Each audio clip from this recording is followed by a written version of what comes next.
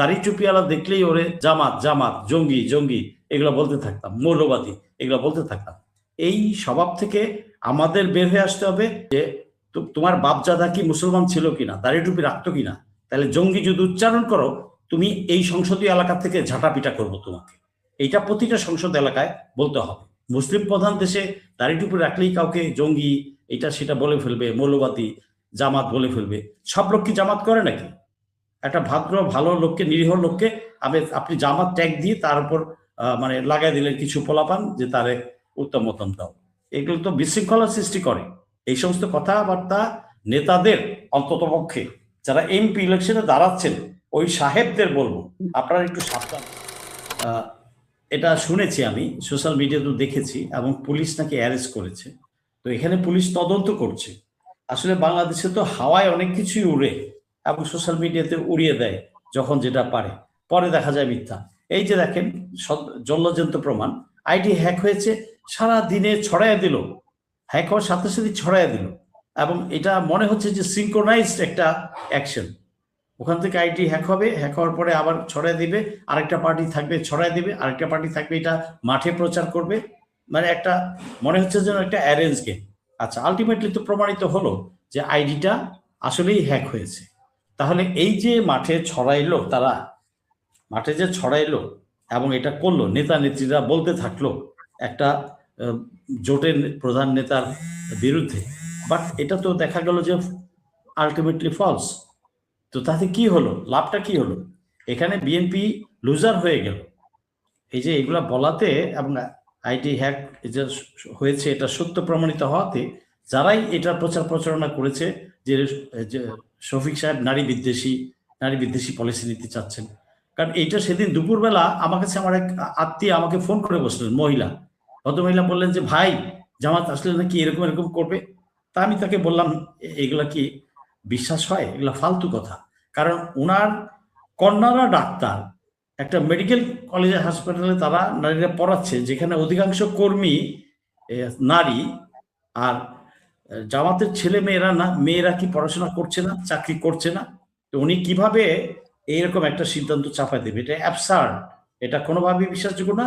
আমার বিশ্বাস যে এটা আইডি হ্যাক হয়েছে।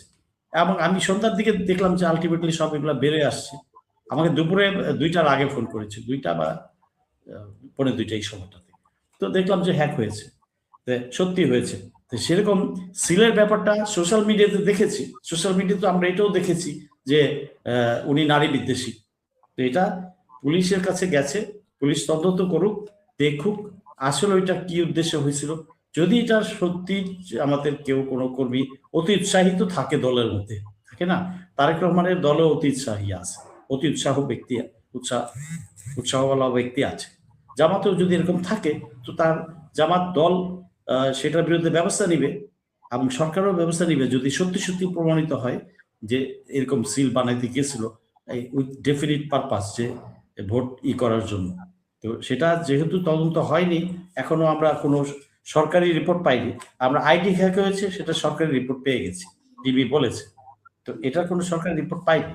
অতএব এটা আমি আশা করব নির্বাচন কমিশন এ ব্যাপারে দেখবেন, এবং পুলিশ ওখানে যারা কাজ করছে তারা এটা সরেজমিনে আরো বিস্তারিত তদন্ত করে দেখবে। দেখার পরে যদি ব্লেম দিতে হয় তখন ব্লেম দিবে যে হ্যাঁ এরা এই কাজ করেছে, তখন জনগণ তাদের বিচার করবে ভোটের দিন 12 তারিখে। এটা নিয়ে আসলে বড় কিছু মারামারি কাটাকাটি করার নাই। জি, আরেকটা হচ্ছে যে আরেক ভাই প্রশ্ন করেছেন যে 23 লক্ষ কোটি টাকা ঋণ। হ্যাঁ, এই ঋণটা তো বিএনপি করেনি, গত 1.5 বছরে হয়েছে। এইটা রাষ্ট্রীয় কোনো বিভিন্ন কার্যকলাপে, এই যে রাষ্ট্র চালাতে গিয়ে প্লাস বিভিন্ন চুক্তি বা এক্সপোর্ট ইম্পোর্ট, কোথায় কিভাবে নতুন প্রজেক্ট যেগুলা করছে, যেমন লালমনিরহাট কয়লার খনি দিনাজপুরে, তারপর চিটাং পোর্টের সাথে করলো, বিভিন্ন জায়গায় খরচ হয়ে থাকতে পারে। এটার হিসাব নিশ্চয়ই সরকারের কাছে আছে। অতএব এটার ব্যাখ্যা কিন্তু সরকারের, ইন্টারিম সরকার দিবে। এটা কিন্তু বিএনপি খরচ করেনি টাকাটা যে বিএনপি দিবে বা অন্য কোনো দল দিবে তা না, বা জামাত নিজেও এখানে এটার জন্য দায়ী না। এটার জন্য কেউ কোনো রাজনৈতিক দলকে এই মুহূর্তে দায়ী করা যায় না ঋণটা কেন বেড়ে গেল। এটার ব্যাখ্যা দিবেন ইন্টারিম গভর্নমেন্ট কোনো একটা পর্যায়ে গিয়ে, সেটাই আমরা আশা করব। আচ্ছা, আরেক ভাই বলেছেন যে পলিসি ডিবেটের ব্যাপারে আমি যেটা বলেছি যে এখন এই মুহূর্তে আসলে এই সবাই ব্যস্ত, মাঠে ব্যস্ত, আর দলের প্রধান হিসেবে প্রচন্ড ব্যস্ত। সেই ক্ষেত্রে আমি আশাবাদী না যে ডিবেটে আসবে বা সময় করতে পারবে, কারণ তাদের শিডিউল আগের থেকে রেডি হয়ে গেছে। নতুন করে একটা যদি ডিবেটে আসতে হয় তাকে ডে লং প্রিপারেশন নিয়েই আসতে হবে। অতএব সেই ক্ষেত্রে রাজি হবে বলে মনে হয় না। আমি আমার ধারণাটা প্রকাশ করেছি, আমি বলি নাই যে বিএনপি এটা বলেছে যে আসবে না। আমি বলেছি যে না আসার সম্ভাবনাটাই, ডিবেটে না আসার সম্ভাবনাটাই বেশি। তবে ডিবেটে আসলে আমিও চাই ডিবেটে আসুক, আমার ওই ভাইও চান, কিন্তু এই সময়ে হয়তো পারবে না। উন্নত দেশে, আমেরিকাতে সব জায়গায় হয় এটা। তা আমাদের দেশে এই যে আলোচনায় জিনিসটা আসলো, আমি আশা করব আগামীতে এইটা জনগণ বাধ্য করবে যে এই ডিবেটে হতে হবে। এটাই আমি জনগণের চাপ থাকবে, আমি বেঁচে থাকলে আমিও চাপ দিব এটাই আমি এই কথাটা আমিও গত এক সপ্তাহ আগে চিন্তা করছিলাম যে এটা উঠানো যায় কিনা, এটা বলা যায় কিনা। যাক, সুযোগ হয়নি ব্যস্ততার কারণে, তো সেই জন্য হয়নি। বাট এই জিনিসটা আমি হয়তো বলতাম যে 2 দলের ডিবেট আমরা দেখতে চাই, তো সেটা হয়নি। আচ্ছা, এটা সেই জন্য। আর এখন আপনি যেটা বলছেন ডিবেটের ব্যাপারে, এই ডিবেটের ব্যাপারে হ্যাঁ, অবশ্যই ভাই বলেছেন, ডিবেটটা অবশ্যই আমরা হওয়া উচিত। আমরা সামনের দিকে আগাবো। অতীতে হয়নি, তাহলে কি হয়েছে? তাই বলে আমি আগামীতে হবে না? সিলের বিষয়টা একটু বলি যে যে সিল সহ আটক করা হয়েছে, এখানে বিএনপির যিনি প্রার্থী রয়েছেন শহীদুদ্দিন চৌধুরী তিনি বলেছেন যে যাকে গ্রেফতার করা হয়েছে ওই ব্যক্তি জামাতের সঙ্গে জড়িত রয়েছেন বা কোনো দলের নির্দেশে করেছেন কিনা সেটা খতিয়ে দেখার জন্য।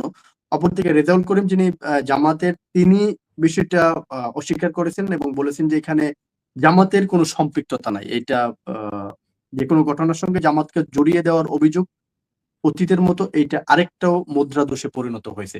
মানে এটা কি আসলে প্রতিপক্ষকে ঘায়েল করা বা প্রতিপক্ষকে নিয়ে বক্তব্য দেওয়াটার থেকেই এরকম না, ঘটনা? এটা তো একটা আমাদের কালচারে পরিণত হয়েছে। প্রতিপক্ষকে আমরা যে কোনো ভাষায়, যাচ্ছে তাই ভাষায় ঘায়েল করি। এটা গত 54 বছর হয়ে আসছে। শুধু যে এইবার তা না, এইবার হয়তো নজরে পড়ছে, কারণ মানুষ আগের চেয়ে সচেতন বেশি, এই জন্য নজরে পড়ছে। আর সোশ্যাল মিডিয়ার কারণে মানুষ সরাসরি দেখতে পাচ্ছে।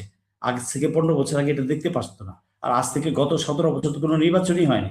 অতএব গত 17 বছরে এই ব্যাপারে যে মানুষ সচেতন হবে এবং বলবে, সেটার ব্যাপারে তো সেই সুযোগও ছিল না।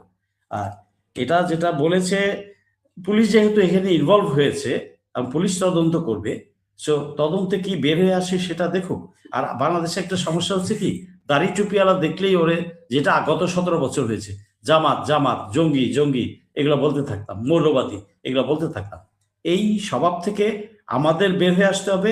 আর সাধারণ জনগণকে চাপ দিতে হবে, রাজনীতিবিদদের, যে তোমার বাপজাদা কি মুসলমান ছিল কিনা, দাড়ি টুপি রাখতো কিনা, তাহলে জঙ্গি যদি উচ্চারণ করো, তুমি এই সংসদীয় এলাকা থেকে ঝাঁটাপিটা করবো তোমাকে। এইটা প্রতিটা সংসদ এলাকায় বলতে হবে। মুসলিম প্রধান দেশে দাড়ি টুপি রাখলেই কাউকে জঙ্গি, এটা সেটা বলে ফেলবে, মৌলবাদী, জামাত বলে ফেলবে। সব লোক কি জামাত করে নাকি? একটা ভদ্র ভালো লোককে, নিরীহ লোককে আপনি জামাত ট্যাগ দিয়ে তার উপর মানে লাগাই দিলেন কিছু পোলাপান যে তারে উত্তম মতন দাও।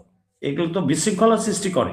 এই সমস্ত কথাবার্তা নেতাদের, অন্ততপক্ষে যারা এমপি ইলেকশনে দাঁড়াচ্ছেন, ওই সাহেবদের বলবো, আপনারা একটু সাবধান হন। আপনারা সাবধান হন। সামনের দিনে সন্তানরা, আমাদের যে নতুন প্রজন্ম, এই তরুণ প্রজন্ম, ওরা যে কি করবে, কিভাবে নাজেহাল করবে আপনাদেরকে, এই নাকে মুখে টের পাবেন না। অতএব এটা সাবধানতা হওয়ার ব্যাপার আছে এখানে। আমাদের যারা বয়স্ক নেতারা আছেন বা মধ্য বয়সের উপরে যারা নেতারা আছেন, তাদের একটু সাবধান হতে হবে। কারণ জুলাই উত্তর বাংলাদেশে আমরা সেই আগের পুরানো স্টাইলে দেখতে চাই না রাজনীতিকে। আমরা চাই পজিটিভ কিছু, ভালো কিছু, উন্নত কিছু, এবং পুরানো সব ময়লা এবং পুরানো সব সেই ধাঁচের কথাবার্তা, সেগুলা বাদ দিয়ে নতুন কিছু, ভালো কিছু চাই, যেখানে আপনি ইনসাফ প্রতিষ্ঠা করতে পারবেন, আইনের শাসন প্রতিষ্ঠা করতে পারবেন, সবার জন্য সাংবিধানিক যত অধিকার আছে আপনি দিতে পারবেন।